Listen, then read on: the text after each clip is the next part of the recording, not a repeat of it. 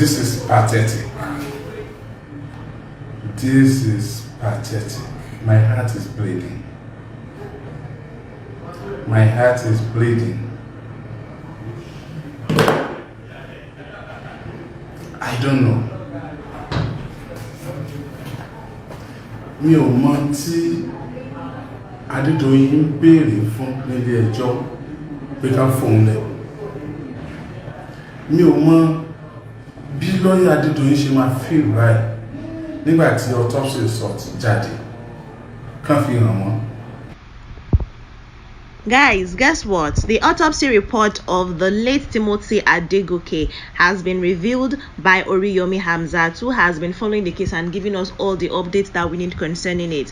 If you remember very well, Timothy Oludare Adegoke was the guy who lodged in Hilton Hotel Ile-Ife to be able to write exam at OAU Ile-Ife, his MBA results and his MBA exam, and then he lost his life there. His family members had to start rallying around to look for him, and eventually he was found in a shallow grave beside Hilton Hotel Ile-Ife. And then the founder of the hotel, the former mayor of Yoruba land, Dr. Rahman Adegoke Adedoyin, has been in police custody since that time concerning it. And the body of Timothy Oludare was transported to an hospital for proper autopsy results to be done. Police are involved.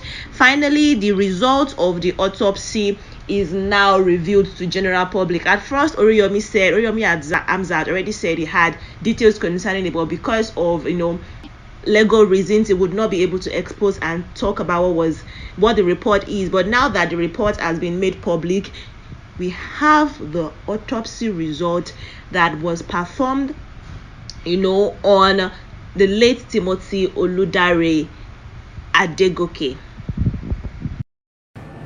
Mi ò mọ bí àwọn tó jẹ́ ẹgbẹ́ àwọn tó ní hòtẹ́ẹ̀lì ní Nàìjíríà, mi ò mọ bọ́n ṣe máa feel báyìí nígbà tí autopsy result tó padà jáde. I broke my silence today. My keeping quiet all this while. It's not that I don't know what to say or I am not bothered again about the matter of Timothy.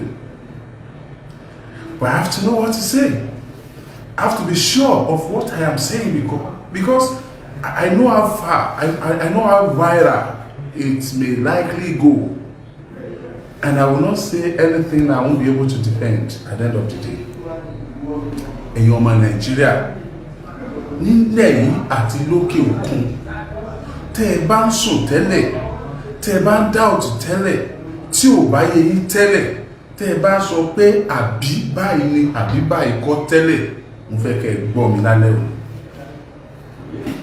Tí ẹ bá ń wò wípé àwọn fámílì Timothy ni wọ́n ṣòfò ọmọ, mo fẹ́ kẹ́ ẹ gbọ́ mi lálẹ́ o.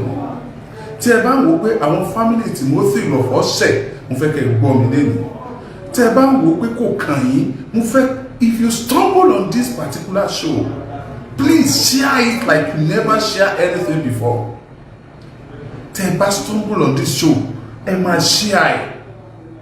Like bóyá tẹ́ bá share ẹ̀ wá fún yín ní millions of dollars, millions of pounds sterling. Bóyá tẹ́ bá share ẹ̀ wá fún ẹ share ẹ̀ jù bẹ́ẹ̀ lọ. Gbogbo ẹni tẹ́jẹ̀ bá ń sàn lára rẹ̀, tí veins ẹ̀ tó ń lọ tó yẹ pé ẹ̀jẹ̀ ló ń ràn nínú veins ẹ̀, gbogbo ẹni tó kúnlẹ̀ bímọ àbẹ́ni tí wọ́n kúnlẹ̀ bí, oh my God, báwo làwọn èèyàn ṣe lò dájú tó báyìí? Ṣé torí owó àbí torí kẹ́ni? Ṣé torí owó tá a ti ní ta fẹ́ maintain tá a fẹ́ kó wálẹ̀ ni, àbí torí òkìkí àbí torí ipò? Autopsy result is out. Autopsy result is out. This is unofficial declaration wípé wọ́n pa Timothy. Unofficial, quote me, unofficial. But a ti gbọ́ àwọn nǹkan kan, a ti mọ àwọn nǹkan kan nínú autopsy report tó jáde. Oh my God. so àwọn ẹni yìí mọ̀ páwọn ṣiṣẹ́ yẹn àwọn náà dẹ̀ fẹ́ máa mí wọ́n fẹ́ máa ṣayé wọ́n fẹ́ máa lò gbà wọ́n fẹ́ jẹun ọmọ wọ́n fẹ́ sùn kán forí lóṣù ká kò possible kò ní ṣeé ṣe.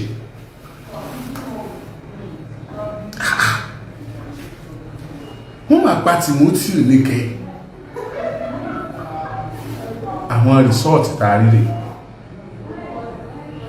rìsọ́ọ̀tì àkọ́kọ́ fi yé wa wípé wọ́n gba ẹ̀jẹ̀ Timothy. Ta ló gba ẹ̀jẹ̀ Timothy? Wọ́n take time wọn láti gba ẹ̀jẹ̀ Timothy. Níbi ọwọ́ tán Timothy wọ́n yọ nǹkan bẹ́ẹ̀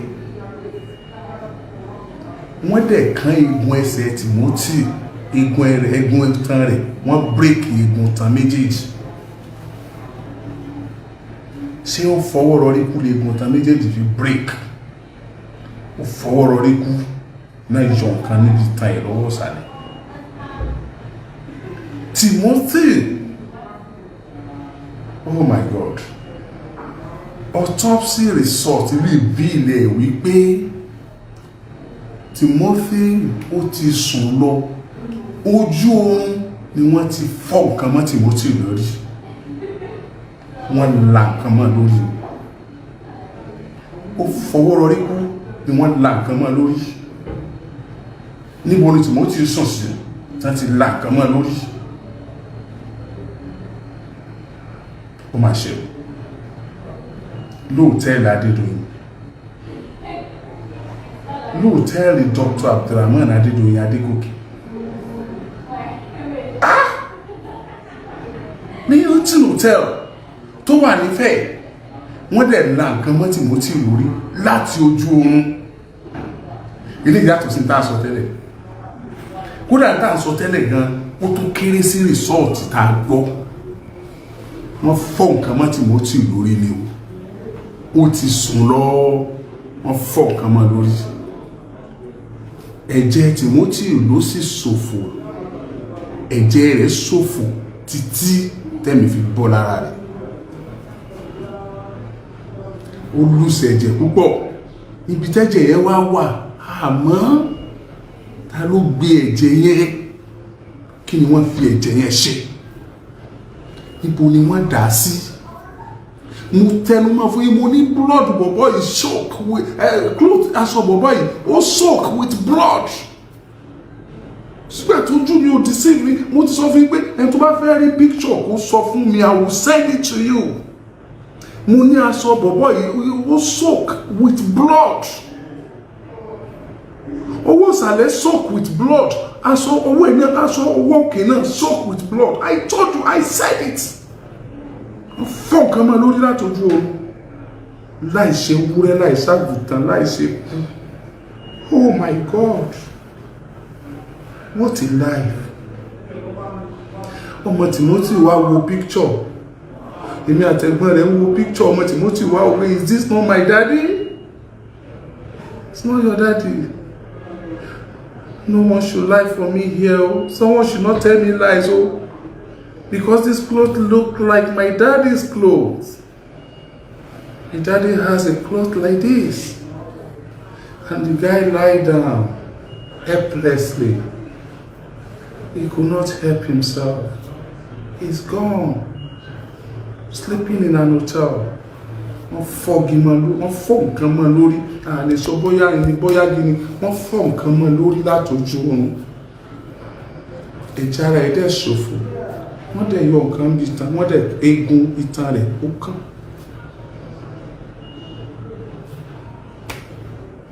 Díẹ̀ tá a rí gbọ́ nìyẹn tí mo bá tún gbọ́ sí màá jẹ́ kẹ́ gbọ́. Wọ́n pa Timothy ni o kò fọwọ́ rọrí kú o. Ilé ẹjọ́ ṣe wá ní k'Adédoyin ọmọ lọlé torí pé ó ní hypertension àti diabetes. Torí ló lè máa bí fún ẹjọ́ tí adájọ́ dá wípé kí Adédoyin sì wà níbi tó wà. Ṣé ẹ ti rí pé orí adájọ́ tó ní k'Adédoyin wà bẹ́ẹ̀ yẹn orí rẹ̀ ò yí. orí rẹ̀ pé ọmọ tó ń ṣe. Ṣé ẹ ti rí pé IG tó ní kí wọ́n lọ gbé Adédoyin wá láti Òṣogbo wá sí Àbújá, ṣé ẹ rí pé ọmọ tó ń ṣe. Mo mọ̀ as soon as possible a máa gbọ́ official presentation of autopsy lórí Timothy Adegoke. Èyí tí mo gbọ́ bí mo ṣe ń gbọ́ náà ni mo mú wá sí ti bọ̀ yìí, because mo ń láti gbọ́. I have to indict the family tí wọ́n bá tètè fún mi ní report. Mo ń láti indict wọn, mo ń láti sọ fún wọn pé kí wọ́n jẹ́ ká mọ̀ ṣe bí wọ́n sanwó fún pathologist wọn. They pay to their pathologist. Their pathologist is entitled, is answerable to them. Result lélẹ́yìí. Èmi mọ̀ wípé result yẹn bad. Result yẹn is very very bad. Timothy ò fọwọ́ rọrí kó now established. The established fact ni pé Timothy kò fọwọ́ rọrí kú. Ó yá ẹ̀yin ọmọ Nàìjíríà ẹ dìde nílẹ̀ yá àti lókè òkun. Ó yá ẹ tún já ṣe bá ṣe máa ń ṣe, ẹ já ṣe àyè, ẹ jẹ́ ká tún gbọ́, ẹ jẹ́ kó tún kà wọ́n láyà mi tí wọ́n wà pa àti gbọ́ káwá mọ next thing to do. Timothy ò fọwọ́ rọrí kú. Hòtẹ́ẹ̀lì Adédoyin ló kú sí. Wọ́n yọ orúkọ ẹ̀ kúrò nínú lodgers book. Wọ́n ní kò lodge sọ́dọ̀ àwọn. Wọ́n deny rẹ̀ nígbà táwọn ẹbí rẹ̀ wá dọ́dọ̀ wọn. A kò yà ọ̀dọ̀ àwọn ọlọ́pàá. Anti-kidnapping squad. Àwọn lájọ lọ sí police bank tá a fi rí àkáǹtì wípé Timothy send owó sẹ́nìkan. Ìgbà yẹn la tó mọ̀ wípé ó send owó sí yẹn ká tó trace ẹ̀ tó send owó sí dé hòtẹ́ẹ̀lì Adédoyin. Ìgbà tá a trace ẹ̀ débẹ̀ ló ní wọ́n sòun jẹ́jẹ́ ní wọ́n kó gbàgà sí lọ́wọ́. Èèyàn kan tó lo fóònù Timothy lẹ́yìn tí wọ́n pa tán ní ìlú tó mú un lọ, à ń pè ó ń gbé. Ìgbà tó rí pé wọ́n ń pe fóònù yẹn tí wọ́n má bàa track ẹ̀, ó dismantle fóònù yẹn, ó dànù.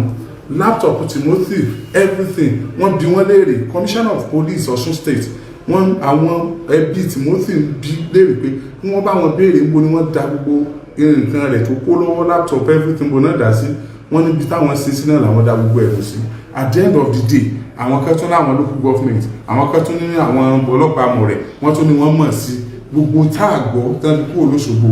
Kéèsì sáà ń rébura wọn, ó ń rébura wọn. Bí ó ṣe máa ń rébura wọn náà rèé tá a fi rí di òtítọ́. Till this present moment àti ìmọ̀ kankan nípa CCTV tó wà lóòótọ́ yẹn. Once again, ẹ̀yin ọlọ́pàá, kọ́ lọ ọ̀gá Adédoyin, ẹ bá wa yẹ̀ wò. Tẹ́ ẹ bá yẹ kọ́ lọ ọ̀gá Adédoyin wò, ẹ mọ ibi tí Abdulrahim ọmọ rẹ̀ wà.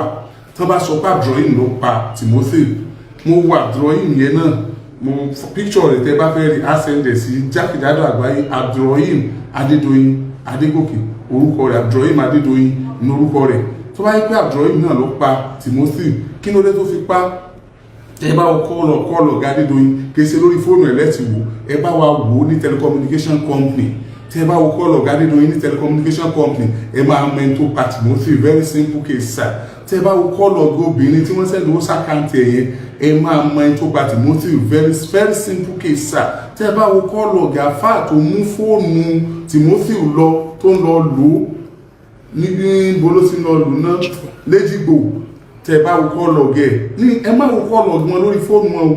Check the WhatsApp for call, check the WhatsApp text, check the text message, the real text message, SMS, and the text WhatsApp message àti WhatsApp call. Check everything ní telecommunication company tí gbogbo wọn bá ń lò.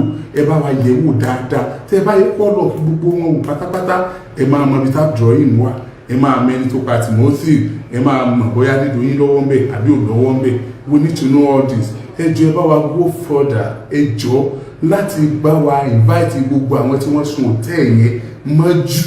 Bí wọn ò bá rí wọn direct, wọ́n gbọ́ díẹ̀díẹ̀, wọ́n máa gbọ́ àwọn nǹkan kan tí wọ́n máa dúró mi ẹ̀ ó ṣe ṣe kán ráwọn nǹkan kan. Ẹ bá wa invite wọn. Ẹ bá wa dá Adédoyin dúró tí ó fi sọ bí tí CCTV wà.